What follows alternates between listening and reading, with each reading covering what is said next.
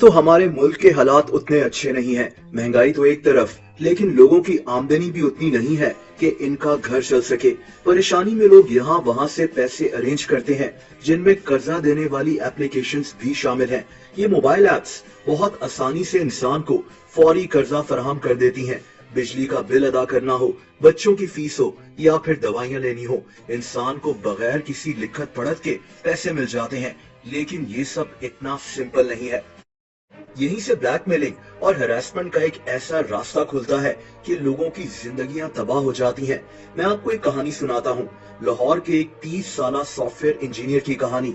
ये आदमी बेरोजगार था, इसने अपनी बिजली का बिल अदा करना था।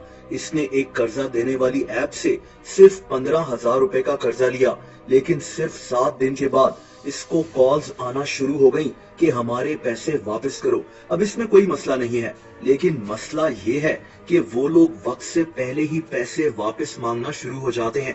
इस केस में ये लोग इस आदमी के फोन में मौजूद इसके रिश्तेदारों और दोस्तों को भी कॉल्स करना शुरू हो गए और इनसे इस आदमी के मुतालिक गलत बातें की।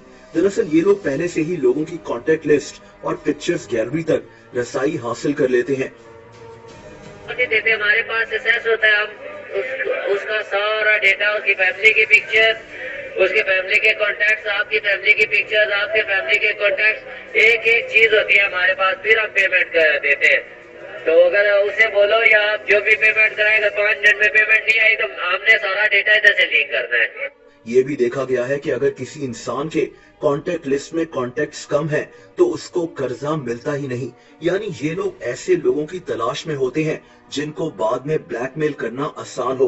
बहरहाल इस आदमी ने ये कर्जा फौरन उतारने के लिए एक और एप्लीकेशन से 15,000 का कर्जा लिया, जिसका सूद बढ़ते बढ़ते 2,30,000 रुपए हो गया। दोस्तों, कर्जा तो वक्त पर ही अदा करना चाहिए, लेकिन यहाँ मसला ये होता है कि हमारे लोग इतने सादे होते हैं कि सूद का छुपा हुआ रेट और दूसरे चार्जेस मिलाकर 15,000 का कर्जा 2.5 लाख रुपए तक पहुँच जाता है और इनको पता ही नहीं चलता। ऊपर से अपने दोस्तों और रिश्तेदारों के सामने शर्मिंदगी अलग होती है।